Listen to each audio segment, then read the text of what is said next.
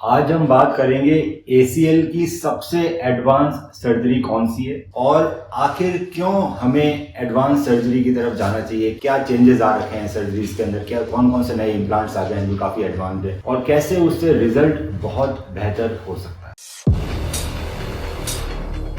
तो दोस्तों, अगर आपको खेलते हुए चोट लगी है या गिर गए हैं, आपको ACL टीयर आया है MRI के अंदर, ACL का अगर पार्शियल टीयर है तो उसमें सर्जरी की जरूरत नहीं रहती है। लो ग्रेड पार्शियल टीयर में, ग्रेड 1 पार्शियल टीयर में वो बिना सर्जरी के ठीक कर सकते हैं। अगर नियर कंप्लीट टीयर है, कंप्लीट टीयर है, हाई ग्रेड टीयर है, इस कंडीशन में हमें सर्जरी की जरूरत पड़ती है। दूरबीन से सर्जरी होती है और आजकल बहुत एडवांसमेंट आ गई। तो पहले समझते हैं कि आखिर जो ACL की जो सर्जरी है वो कैसे की जाती है और एडवांसमेंट किस किस एरिया में आए हैं। अगर मैं नी का मॉडल बनाऊं तो ऊपर एरिया आपकी फीमर रहती है, नीचे एरिया टिबिया रहती है और रहती है।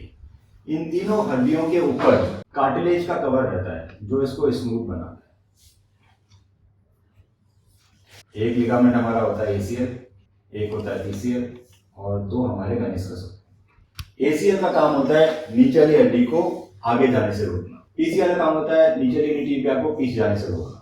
तो जब दोस्तों आपका जब ACL टूट जाता है तो हमारी हड्डी आगे ऐसे फिसलती है, इसको बोलते हैं इंस्टेबिलिटी। अगर हम इसका ट्रीटमेंट नहीं कराएंगे तो धीरे धीरे घुटना हमारा खराब हो जाएगा और 10 से 12 साल में घुटना वैसा हो जाएगा जैसे किसी ओल्ड एज के इंसान का घुटना होता है। ये पूरा कार्टिलेज और मेनिस्कस सब धीरे धीरे करके घिस जाता है। तो सर्जरी करानी जरूरी है। दूरबीन से सर्जरी होती है, इसका मतलब कोई बड़ा चीरा नहीं लगता, छोटी से छेद से सर्जरी आती है, दूरबीन से सर्जरी होती है। आपका जो ACL है वो हम आप ही के हैमस्ट्रिंग टेंडन से बनाते हैं। तो आपके हैमस्ट्रिंग टेंडन से हमने ACL बना दिया। मुझे ACL को ऊपर और नीचे हड्डी में फिक्स करना है। तो दोस्तों, जो कन्वेंशनल तरीका रहता है उसमें क्या होता है कि ऊपर की तरफ फिक्स करने के लिए हम लगाते हैं बटन।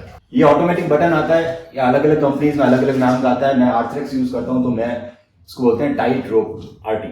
ये बटन होता है टाइटेनियम का बना हुआ रहता है और जो लिगामेंट और बटन के जो बीच में ये जो चीज है ये होता है फाइबर वायर। नीचे कन्वेंशनल सर्जरी में स्क्रू लगा दिया जाता है जो कि बायो ऑब्जर्वर स्क्रू होता है, वो खुल जाता है। अब इस सर्जरी के अंदर दोस्तों ये जो नया लिगामेंट डाला है, ये डालते ही तो हड्डी से नहीं चिपकता। इसको हड्डी से चिपकने में 3 से 4 महीने लग जाते हैं। इसको हड्डी से चिपकने में 3 से 4 महीने लग जाते हैं। हड्डी से चिपकने के बाद इसमें ब्लड वेसल्स ग्रो करती है जो इस लिगामेंट को न्यूट्रिशन देती है और ये मजबूत होता है। कहने का ये मतलब है कि 6 महीने तक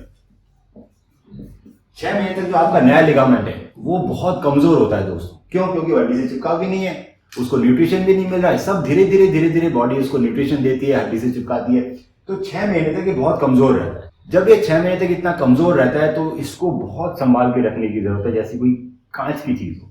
मतलब सर्जरी के बाद आप पैर पे वजन नहीं डाल सकते 1 से 1.5 महीने तक। तो लोगों को वॉकर की जरूरत पड़ती है, वॉकर से चलते हैं। उसके बाद धीरे धीरे वजन डालते हैं। अगर आप एकदम से सर्जरी के बाद वजन डालोगे तो ये ढीले हो जाएंगे।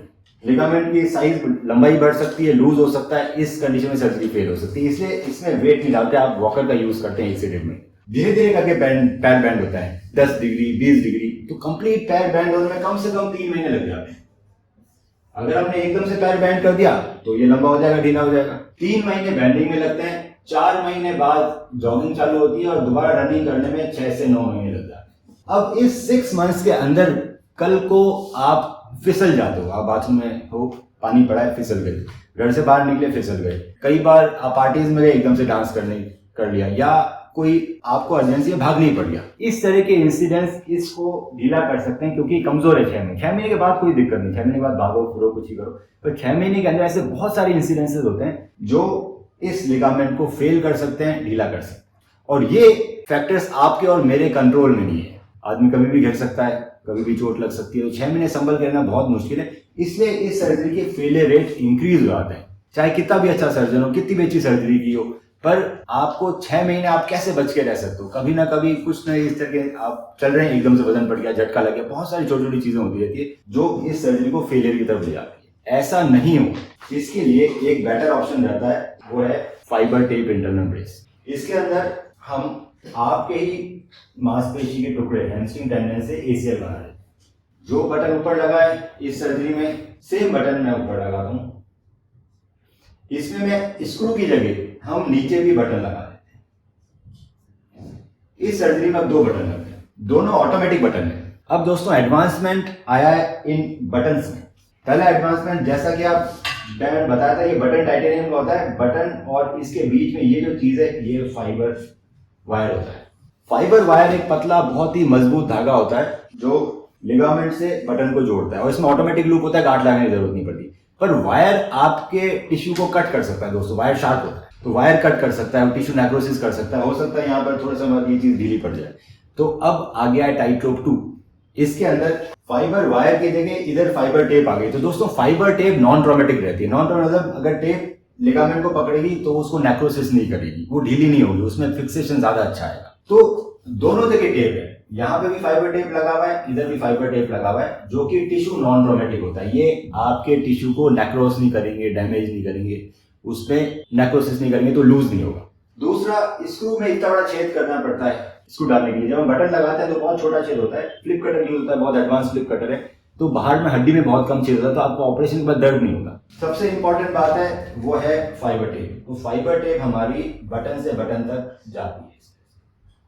दोस्तों ये जो फाइबर टेप है जो बटन से बटन तक गई है, ये आपके नए लिगामेंट को बचा के रखे। तो जो आपका जो नया ACL है जो आज ही हमने लगाया है वो कमजोर है 6 महीने तक, तो ये फाइबर टेप इसको बचा के रखती है जैसे कार का सीट बेल्ट होता है। ये इसको ना लंबा होने देगी, ना ढीला होने देगी, ना फटने देगी। इसका बेनिफिट ये रहता है कि आप अगले ही दिन से पूरा वजन डाल के चल सकते। Full weight bearing from the first day of surgery. अगर हम कन्वेंशनल स्क्रू सर्जरी में पूरा वजन डालेंगे तो वो ढीले हो जाएंगे, टूट सकता है। फाइबर टेप लगी हुई है इस इंटरनल ब्रेस्ट सर्जरी में, तो आप जब पहले दिन से वजन डाल के चलोगे तो वो ढीला नहीं हो सकता, टूट नहीं सकता। पेशेंट कंफर्टेबल रहता है, बिना किसी सहारे के, बिना किसी दर्द के आराम से चल पाता। हम पहले दिन ही फर्स्ट डे हम 100 डिग्री तक पैर बैंड करते हैं। अगर 100 डिग्री तक पैर मैंने इसमें बैंड किया फर्स्ट डे तो ये ढीला पड़ सकता है। सो पहले दिन 100 डिग्री पैर बैंड हो जाएगा। पहले दिन आप बिना सहारे चलोगे। 1 महीने में हम कंप्लीट बैंडिंग ले आते हैं, 1 महीने में आप जॉगिंग चालू कर देते हो, जो कि 4 महीने में। 3 महीने में इसमें हम रनिंग शेड्यूल चालू करते हैं, जो कि ये 6 महीने में था। इस बीच में 6 महीने के बीच में अगर कल को आप गिर जाते हो, झटका लग जाता है, फिसल जाते हो, आपको भागने की जरूरत पड़ जाती है, तो भी इस लिगामेंट का कुछ नहीं होगा, ये ढीला नहीं होगा, लंबा नहीं होगा। क्यों?